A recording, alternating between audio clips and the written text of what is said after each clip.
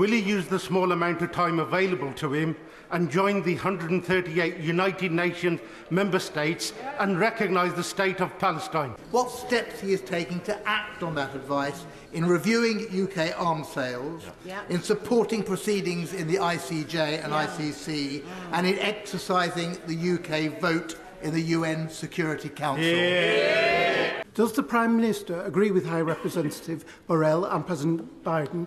Because I do, and we need a ceasefire. If he does agree, would he say so here in the Chamber today? The EU Foreign Policy High Representative Joseph Borrell said on Monday that Israel is provoking famine in Gaza and using starvation as a weapon of war. President Biden has said that there should be no attack on Rafah without a plan to ensure the safety of more than 1 million people living there. Does the Prime Minister agree with High Representative Borrell and President Biden?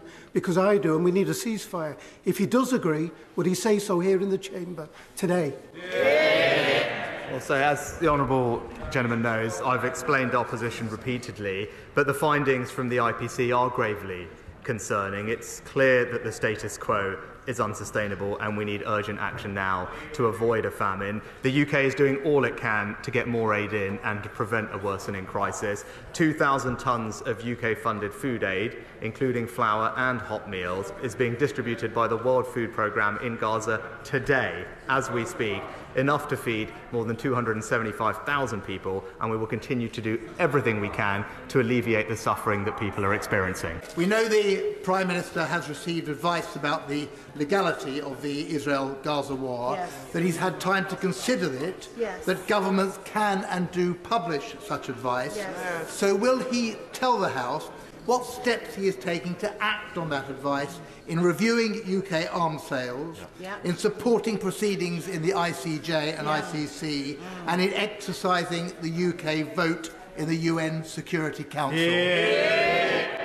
Well, Mr. Speaker, we continue to call for Israel to respect international humanitarian law and for civilians to be protected. Too many civilians have been killed, and we want to see Israel take greater care to limit its operations to military targets. These are points that both I and the Foreign Secretary have repeatedly made to Prime Minister Netanyahu. We have previously assessed that Israel is committed and capable of complying with international humanitarian law, and of course we always keep this under review. Mr. Speaker, given the Prime Minister's and his government's days are numbered and will soon be in opposition, will he use the small amount of time available to him and join the 138 United Nations member states and recognise the state of Palestine? Mr. Speaker, our position has been consistently clear that we will recognise the state of Palestine when it makes most beneficial sense for the overall peace process. Of course we're committed to an ultimate two-state solution, but in the here and now what we are calling for is an immediate, sustained humanitarian pause which would allow for the safe release of hostages, including British nationals, and more aid to reach Gaza. And we would urge all sides to seize the opportunity and continue negotiations to reach an agreement as soon as possible.